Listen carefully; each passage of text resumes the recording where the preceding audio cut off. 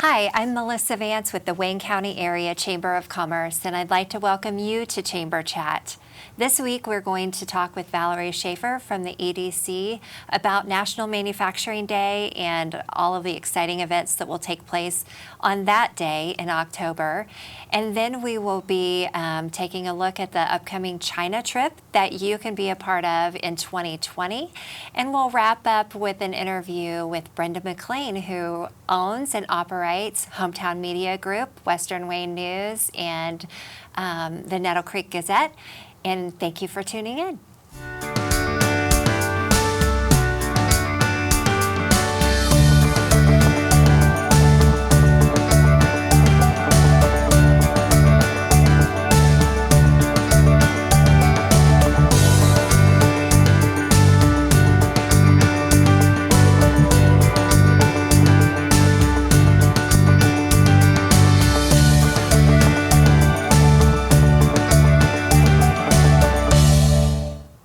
As we start the show today, we thought it would be nice to share a short video with you from last year's National Manufacturing Day so you can have a glimpse of what takes place on October 5th, 2019.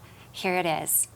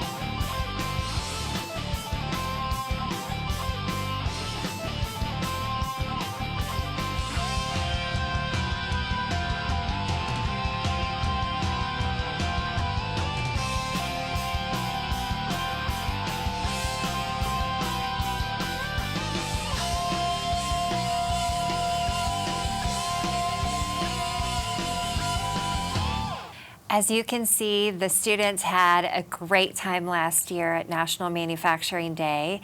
And I do need to make one correction. I believe I said October 5th, and it is indeed October 4th this year. It's the first Friday. And I am pleased to be joined with my friend and colleague, Valerie Shaffer from the Economic Development Corporation. Hi, Valerie. Hello. Thank you so much for having me.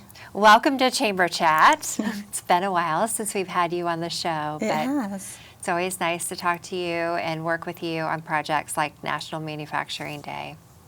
Yeah, I really appreciate the Chamber's partnership in this initiative. It's really important to expose our kids to career opportunities in manufacturing.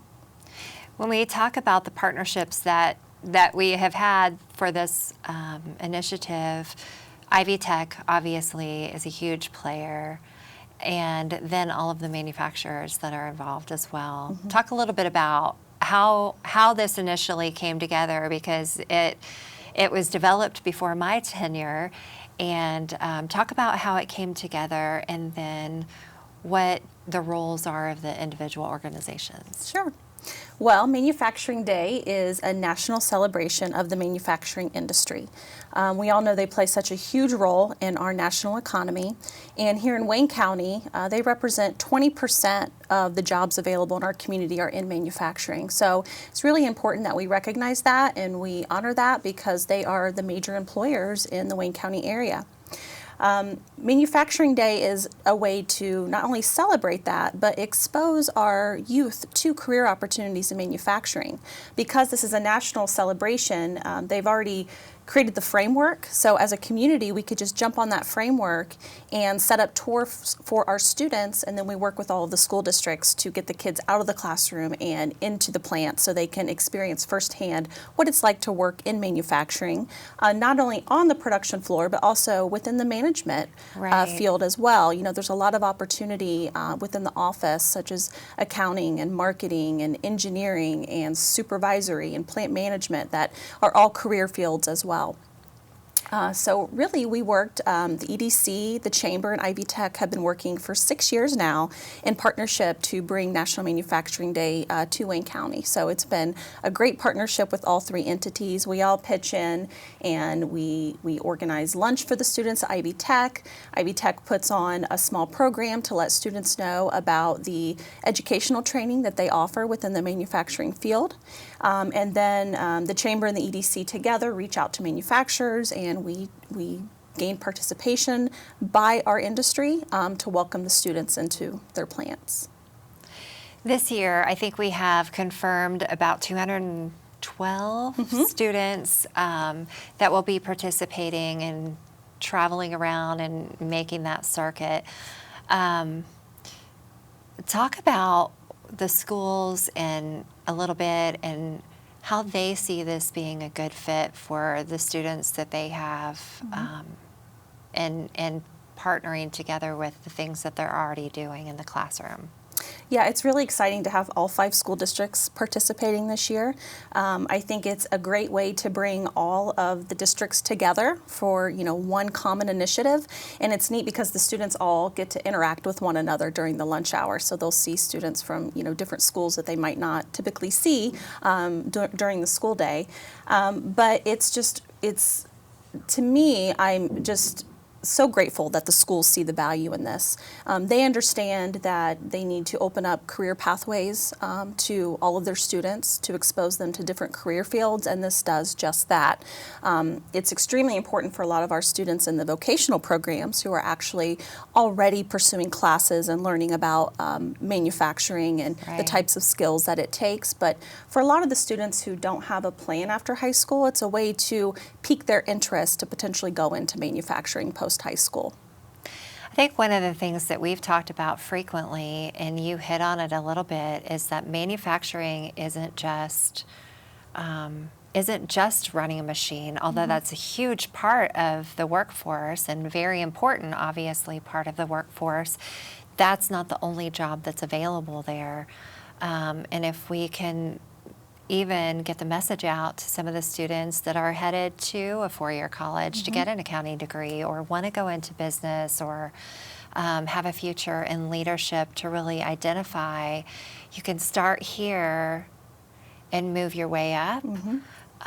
Or if you go away and get your education somewhere else outside of this community, God forbid, because we have great places right here in Wayne County. But if you do, just have your heart set on another institution, come back. There's plenty of jobs here for you, close to home, close to family. That's absolutely right. That's why we really encourage the schools to invite all of their seniors to tour manufacturing. For that very reason, we want to make sure for those students that are going away, they see what opportunities are available to them when they get back.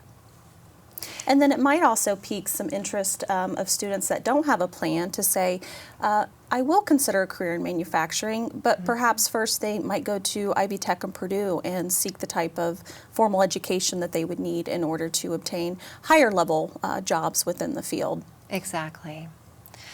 It's nice that there's such a close partnership with our educational institutions here, higher ed and K-12, and the workforce. And I know that even over the last few years that I've been at the Chamber, I've seen that really grow between those entities and businesses want to engage with colleges. They want to engage with the high school students and really help them understand soft skills that they need and ways that they can partner and even help pay for education rather than students having to take out loans and go into debt for those kinds of things that we often see, especially millennials and Gen Z really being a little more conscious about that.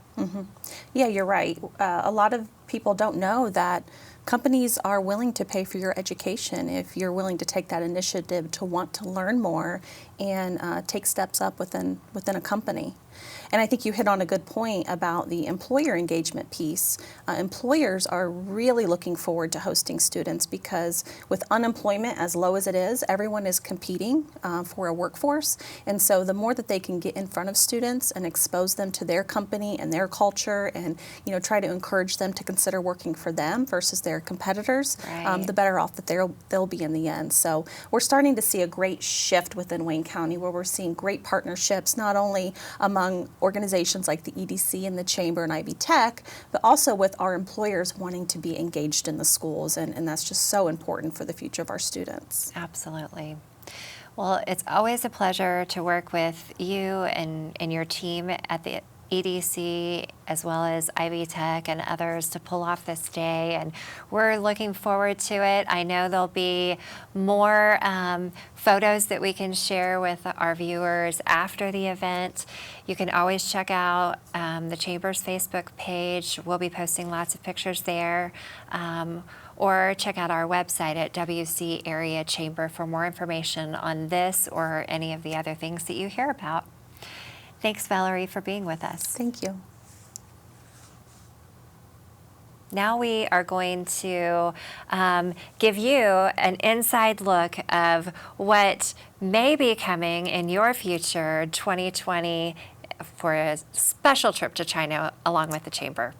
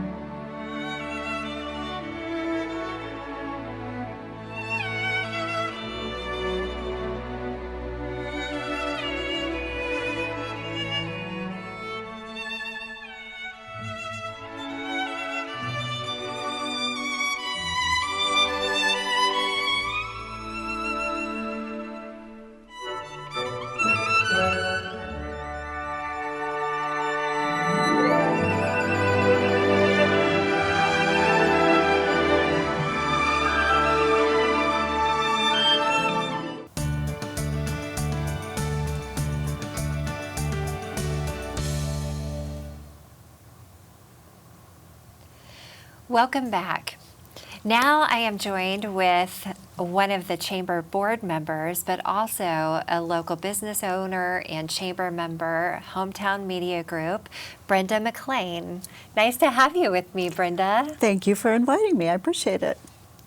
It has been so nice having you. First of all, before we start talking about your business, it's been very nice having you on the Chamber board and really bringing some special insight from Western Wayne. Thank you. But also your business leadership has just been a very welcome presence with our board. Well, thank you. I appreciate that. I've learned a lot, so I've enjoyed being a part of the board. Now, for the viewers that may not know Western Wayne News, God forbid, tell us a little bit about who you are, the history of Western Wayne News and Hometown Media Group, and then we'll transition into where the business has landed now. Okay. Well, I could go back a really long way, but I won't. My name is Brenda McLane, but I'm formerly Brenda Buell, and my mother started the Western Wayne News in 1991, and added Centerville News, I think I will get the dates wrong to that, maybe 97, 98, and then started the Nettle Creek Gazette in 2005. And so my husband and I in 2004 had moved from Cambridge City, where we raised our kids and where we are natives from. Mm-hmm. We had moved to Bloomington with my job, and my husband Jim, who co-owns the paper with me, he had a job and still does in that area. So we never intended to come back and run the newspaper. We had always told my mom, you need to sell the newspapers because we're going to retire in Bloomington. But, sometimes when you think you know what your plans are, God says, that's really funny. That's not what's going to happen. That is so true. Yeah, it really is. So she was 79 and still running the papers. And, she had great employees, and we still have those employees that we're very thankful for. But she felt like it was time for her to get out, and so we decided that we needed to come back and take over the papers. So we purchased them from her in 2017, and it goes from there. First of all, your mother is absolutely lovely, and I think everyone who has met her loves her. Thank you. But the apple didn't fall too far from the tree. Oh, that's very sweet. sweet. People enjoy working with you and Jim both, and your staff has grown over the last couple years a little bit. A little bit, a little bit. Which has been nice to see. You do such a nice job of covering Western Wayne, not just Cambridge City, but Centerville and now Hagerstown with the Nettle Creek Gazette. And I think your readership has expanded as well, beyond people who just live in that area to people who are now interested in what's going on in that part of the county too. Correct me if I'm wrong, but I hear more and more people in Richmond talking about reading the Western Wayne News. Well, I love to hear that. And we hear it a lot too, and we're very grateful for that growth as well. But we have, like I said, we have some amazing people that are intuitive and thoughtful about the kinds of things that we need, that people want to know about. And the fact that we're all local news, I think, is of great interest to people in small communities. And I think all those things have kind of come together to help us really be able to expand and grow. Because we have an older readership, we're just now starting to really realize the growth. So our subscriptions have just, each month now, we probably get 7 or 8 new subscriptions a week, which is has been uncommon in the past. It pretty much leveled off and flattened, and so we're excited. Every time we get a new subscription, we're excited, and we've been to all the local festivals and tried to get the word out about who we are and what we're doing, and there seems to be some buzz around that too. And usually after the festivals, we get an increase in subscriptions. So all that is great. It's been great. Well, it's been nice to see more and more advertisers showing up in the paper, which says a lot, because I think advertisers are going to go where where the people are and where the quality is.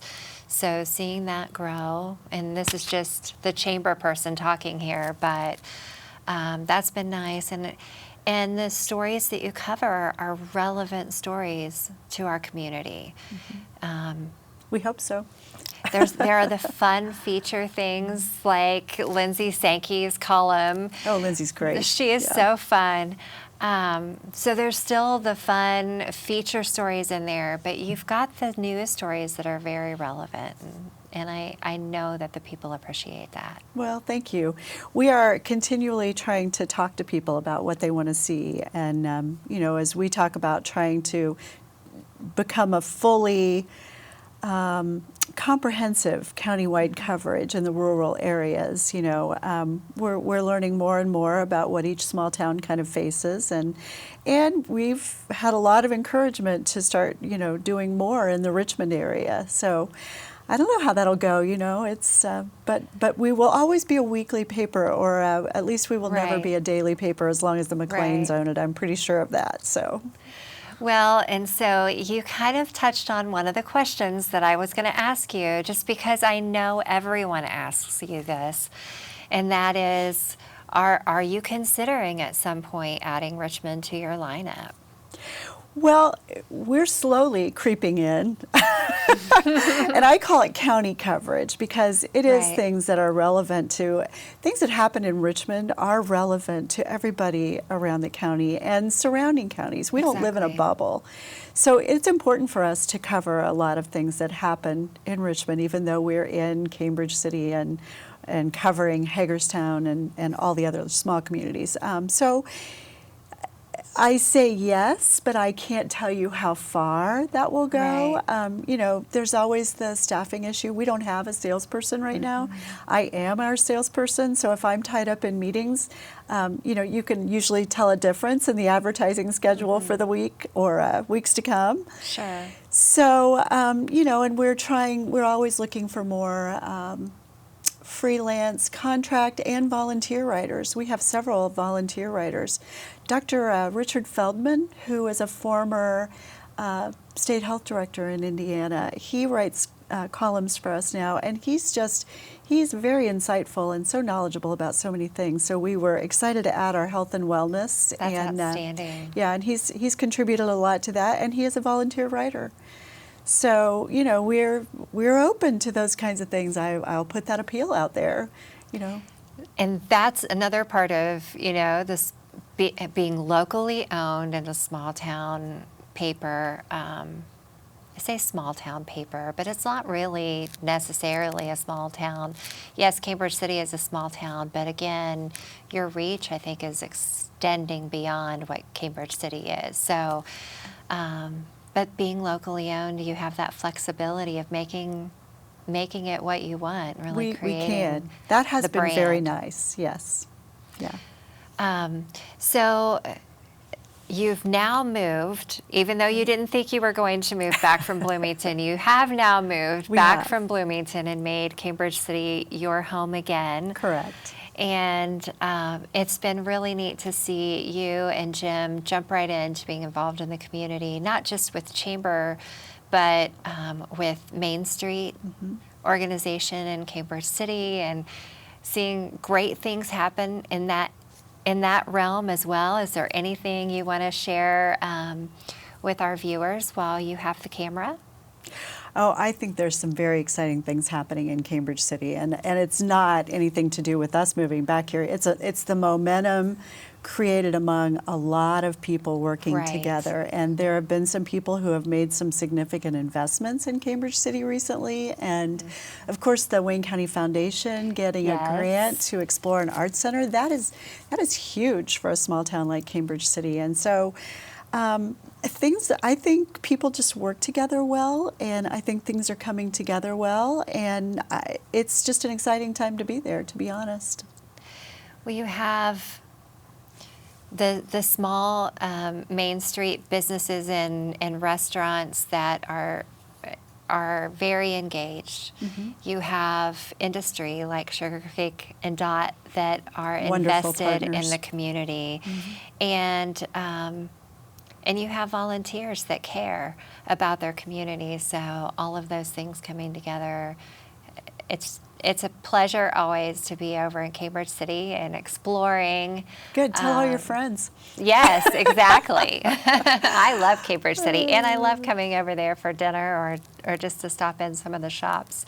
I will give one more plug very quickly, and that is that Jim and I have invested with another couple, with Jim and Jill King, to buy a building that we are renovating to create some loft apartments for weekend stays and weekstays, because that is one area we know if we're trying to bring people into town that we're lacking. So we're pretty excited about that too. What's the timeline on that? Well, if I say it out loud, it won't happen. But I mean, hopefully it's before the end of the year. So yeah, that's the goal, is before the end of the year. So. All of you families that are bringing people in for the holidays, this is your opportunity. Right. If you want to know more, I'm sure you can contact the newspaper and find out. Absolutely. Well, thank you, Brenda, for being with us. Thank you for your investment in the community and your partnership with the Chamber and the things that we do as well. Well, and thank you for all you do. Again, I think the Chamber offers some great programming and for members, and I'm really excited to be a part of it. Well, we appreciate you as well, our viewers who tune in to hear more about what's happening around Wayne County. And we look forward to seeing you every Tuesday evening at 8 o'clock on WETV. We will see you next time.